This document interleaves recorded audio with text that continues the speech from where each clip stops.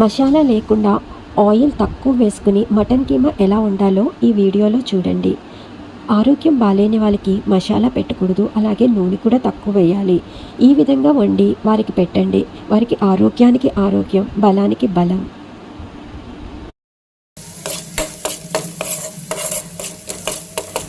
ఉల్లిపాయలు, ఆయిల్, పసుపు, అల్లం వెల్లుల్లి పేస్ట్, కారం, కరివేపాకు, మనం కడిగి పెట్టుకున్న కీమా వేసి బాగా వేగనివ్వాలి.